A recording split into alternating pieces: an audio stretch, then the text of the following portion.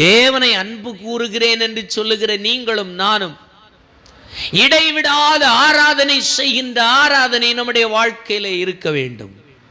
இருக்கிறதா? நாம் மார்த்தட்டி சொல்லுகிறோம் நாம் ஆண்டவருடைய பிள்ளை என்று சொல்லி.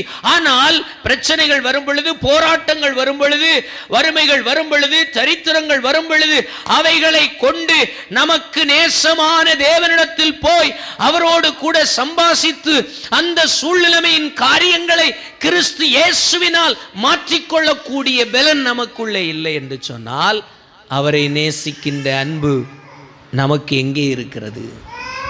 அவரை நேசிக்கின்ற நேசத்தினாலே நமக்குள்ளிருந்து எழும்புகின்ற அவரை ஆராதிக்கின்ற ஆராதனை முறைகள் எங்கே இருக்கிறது?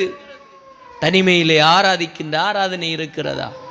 தனிமையிலே அவரோடு கூட சம்பாசிக்கிற நேரம் இருக்கிறதா?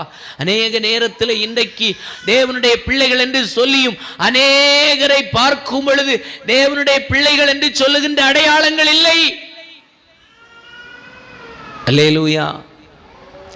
ஏன் வாழ்க்கையில தோல்விகள்?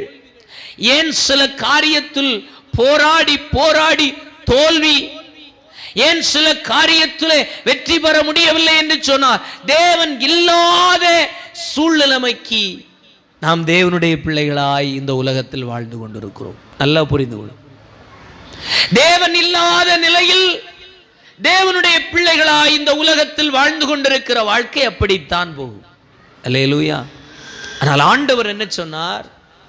இந்த உலகம் உங்களை பகைக்கும், உங்களை குற்றவாளிகளாய் சொல்லும், சிறைச்சாலையிலே போடுவார்கள், பலவிதமான புகார்களை கொடுப்பார்கள்.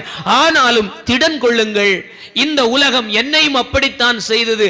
ஆனபடியினாலே நீங்கள் தைரியமாய் முன் செல்லுங்கள். காரணம், நான் இந்த உலகத்தை ஜெயித்தேன். இந்த உலகத்தை ஜெயித்த நான் உங்களோடு கூட கொஞ்ச நாள் அல்ல, பிரச்சனை இருக்கிற காலத்துல மட்டும் இல்ல, சகல நாட்களிலும் நான் உங்களோடு கூட இருப்பேன் என்று ஆண்டவர் வாக்கு பண்ணி இருக்கிறார்.